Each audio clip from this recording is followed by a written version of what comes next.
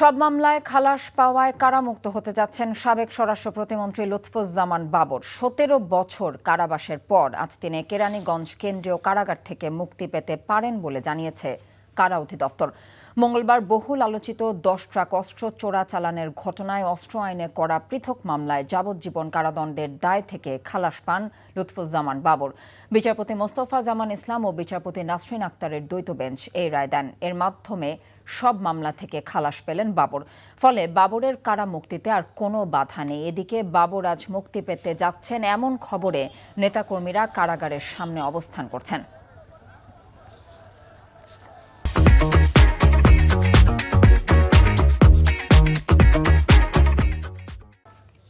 দর্শক, কেরানীগঞ্জ কারাগারের সামনে আছেন আমাদের সিনিয়র করেসপন্ডেন্ট আপেল শাহরিয়ার। আমরা সরাসরি যুক্ত হচ্ছি তার সাথে।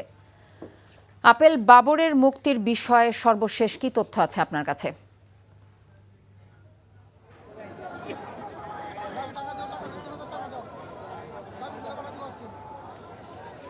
বিএনপির সাবেক স্বরাষ্ট্র প্রতিমন্ত্রী লুৎফুজ্জামান বাবর আজ মুক্তি পাচ্ছেন। তার মুক্তির অপেক্ষায় অসংখ্য নেতাকর্মী এই কেন্দ্রীয় কারাগারের সামনে অবস্থান করছেন। আপনি যদি একটু দেখাতে চাই, সকাল থেকেই অসংখ্য নেতাকর্মী এই কেন্দ্রীয় কারাগারের সামনে এসে অবস্থান নিয়েছেন।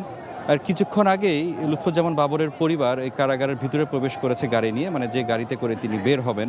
এবং কারা কর্তৃপক্ষের সঙ্গে আমি কথা বলেছি, তিনি যেটি জানিয়েছেন আমাকে যে আনুষ্ঠানিকতা রয়েছে কারা কর্তৃপক্ষের, সেগুলো শেষ করে অর্থাৎ দুপুর 2টার দিকে হয়তোবা তিনি বের হতে পারবেন বলে তিনি আমাদেরকে জানিয়েছেন।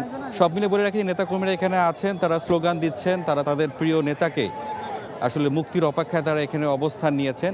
সব মিলে যদি বলে রাখি যে লুৎফুজ্জামান বাবর 17 বছর ধরে কারাগারে বন্দী ছিলেন এবং তার যে মামলাগুলো দেওয়া হয়েছিল, অসংখ্য মামলা, 21 আগস্ট গ্রেনেড হামলা মামলা, 10 ট্রাক অস্ত্র মামলার, সেগুলোর মধ্যে কিন্তু কিছু কিছু মৃত্যুদণ্ড প্রাপ্ত হয়েছেন এবং যাবজ্জীবনও হয়েছিলেন তিনি।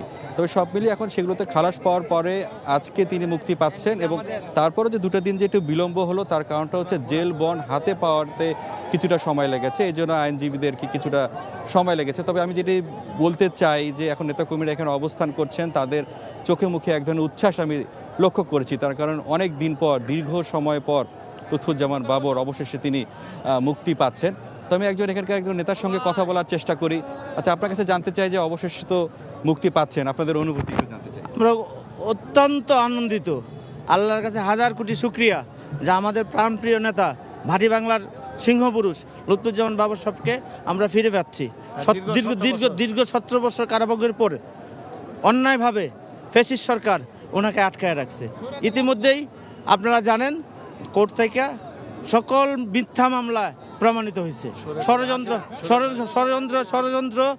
ষড়যন্ত্র করেই ওনাকে আটকাইছিল স্বৈরাচার সরকার শেখ হাসিনা।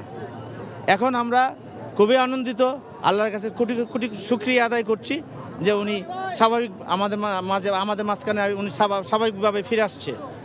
আমরা আনন্দিত।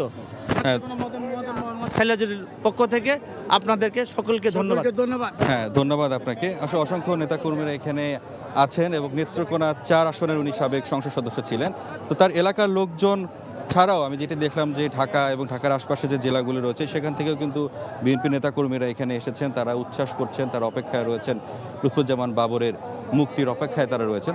তবে আসলে পরিবারের সদস্যের সঙ্গে কথা বলে আমি যেটি জানতে পেরেছি যে মুক্তির পরে উনি আসলে বিএনপির প্রতিষ্ঠাতা জিয়াউর রহমানের মাজার জিয়ারত করতে যাবেন এবং সেখান থেকে তার মায়ের যে কবর রয়েছে বনানীতে, সেখানে তিনি যাবেন এবং তারপরে তিনি তার বাসায় যাবেন। তো সব মিলিয়ে আপনাকে বলে রাখি যে এখন নেতাকর্মীরা এখানে অবস্থান করছেন এবং যেসব মামলাগুলোর কথা আছে, কিছুক্ষণ আগেই যে বিএনপির যে নেতা যেটি বললেন যে সব আসলে মিথ্যা মামলা দেওয়া হয়েছে, সেই তারপরও অবশেষে তিনি মুক্তি পাচ্ছেন। এবং তার যে আইনজীবীর সঙ্গে আমি কথা বললাম যে এই যে দীর্ঘ অপেক্ষা এবং তার যে মিথ্যা মামলাগুলো কেন আওয়ামী লীগ আমলে দেওয়া হয়েছিল, অর্থাৎ তার আইনজীবীরা যেটি জানিয়েছেন সেটি হচ্ছে যে 21 আগস্ট গ্রেনেড হামলা এবং 10 ট্রাক অস্ত্র মামলার এই সব মামলাগুলো যেগুলো রয়েছে তার তিনি কিন্তু 78 দিন রিমান্ডে ছিলেন এবং রিমান্ডে রাষ্ট্রপক্ষ তাকে বারবার অনুরোধ জানিয়েছিলেন যে তিনি যদি সাবেক প্রধানমন্ত্রী খালেদা জিয়া এবং বিএনপির ভারপ্রাপ্ত চেয়ারম্যান তারেক রহমানের বিরুদ্ধে তিনি যদি সাক্ষী দেন, অর্থাৎ এসব ঘটনায় তাকে যদি জড়ানোর তিনি যদি জড়ান, তাহলে তাকে আসলে আসামি থেকে বাদ দিয়ে তাকে সাক্ষী করা হবে। তারপরও কিন্তু সেটি তিনি মানেননি, তিনি তার জায়গায় অটল ছিলেন। এবং আমিও যখন তার এইসব বিচারিক কার্যক্রমের যখন সংবাদগুলো আমি সংগ্রহ করতে গেছি, তখনও কিন্তু আমি দেখছি লুৎফুজ্জামান বাবরের কিন্তু আত্মবিশ্বাস। তিনি সবসময় বলতেন যে এইসব মিথ্যা মামলা অবশেষে কোনো না কোনো একদিন তিনি সঠিক ন্যায় বিচারটি পাবেন। সবসময় তিনি আদালতকে একটি কথাই বলেছেন যে তিনি আশা করছেন যে আদালত থেকে ন্যায় বিচার তিনি পাবেন। অবশেষে সেই জানছিলাম সাবেক স্বরাষ্ট্র প্রতিমন্ত্রী লুৎফুজ্জামান বাবরের কারামুক্তির খবর।